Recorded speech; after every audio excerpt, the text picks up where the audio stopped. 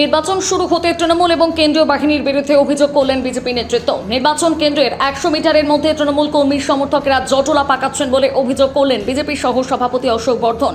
অশোকবাবু অভিযোগ করে বলেন, ভোট কেন্দ্রের 100 মিটারের মধ্যে তৃণমূল কর্মী জটলা পাকাচ্ছেন, ভোটারদের প্রভাবিত করবার চেষ্টা করছেন। অবজারভারকে অভিযোগ জানানো হয়েছে।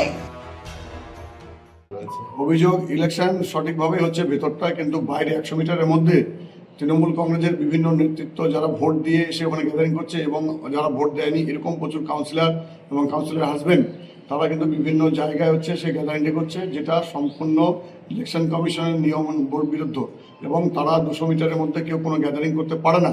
কিন্তু আমরা দেখছি যে ঠিক স্কুলের গেটের সামনেই সমস্ত স্কুলের গেটগুলো বেশিরভাগ বুথ যেরকম 84, 85, 61, তারপর হচ্ছে 62, তারপরে হচ্ছে যে এদিকে 63, এই বুথগুলোতে কিন্তু প্রচণ্ড হারে গ্যাদারিং হচ্ছে এবং সেখানে ভোটারদের প্রভাবিত হচ্ছে।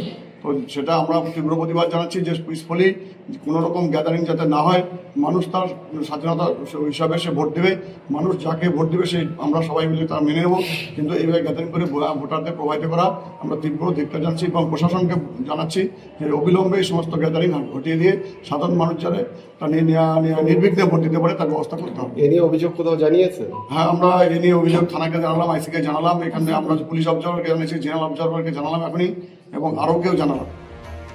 পাশাপাশি বিজেপির তোলা সমস্ত অভিযোগ অস্বীকার করেছে তৃণমূলের নির্বাচনী কমিটির আহ্বায়ক সর্বজিৎ গুহ জানান, কোথাও এই ধরনের ঘটনা ঘটেনি। নির্বাচনী পরাজয় নিশ্চিত জেনে শুরু থেকেই অভিযোগ শুরু করেছে বিজেপি। আর কেন্দ্রীয় বাহিনী বিজেপির কথা শুনে চলে, তারা কেন নিরাপত্তা দিচ্ছে না সেই বিষয়ে তারাই বলতে পারবেন।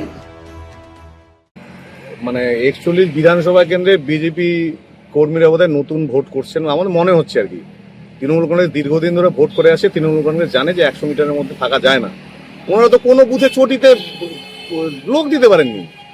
আমাদের 100 মিটারের বাইরে লোক জটলা হচ্ছে না, আমরা 100 মিটারের বাইরে আছে, কোথাকার লোক, কি ব্যাপার, কি বৃত্তান্ত না জেনে অভিযোগ করলে হবে? ওনারা বুঝে গেছে সকাল থেকে মানুষের ভোটের ফ্লো থেকে সব জায়গায় যেভাবে ভোট হচ্ছে তাতে তৃণমূল কংগ্রেস আমাদের গঙ্গারামপুর বিধানসভায় অবশ্যই জিতছে। ওনাদের আমি গোটা ওয়ার্ডে ঘুরলাম, তাতে যা দেখতে পাচ্ছি ওনারা কোথাও চটিতে লোকও দিতে পারেনি। শুনলাম বিভিন্ন বুথে পোলিং এজেন্টও ওদের নাই, ফলে ওনারা হারার আশঙ্কা থেকে এগুলো উল্টোপাল্টা অভিযোগ করছে। আর এটা বলছে যে তারা অভিযোগ করছে যে কেন্দ্র বাহিনীকে তারা নাকি বুথের বাইরে দেখতে পাচ্ছে না, এটা অভিযোগ করছে। হ্যাঁ, এটা নিয়ে আমরা কি বলবো?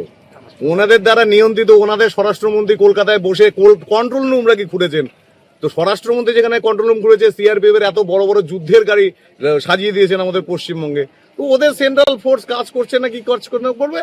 আমরা রাজ্য পুলিশ কাজ করছে না, কি কাজ করছে? ওরা আমাদেরকে অভিযোগ করতে পারে যে রাজ্য পুলিশ কাজ করে না। সেন্ট্রাল ফোর্সের আন্ডারে, নির্বাচন কমিশনের আন্ডারে ভোট হচ্ছে, ওনারা অভিযোগ যা খুশি করতে পারেন। এই বিধানসভায় ওরা ধূলিসাৎ হয়ে যাবে, এবার সেটা ওরা বুঝে গেছে। ওরা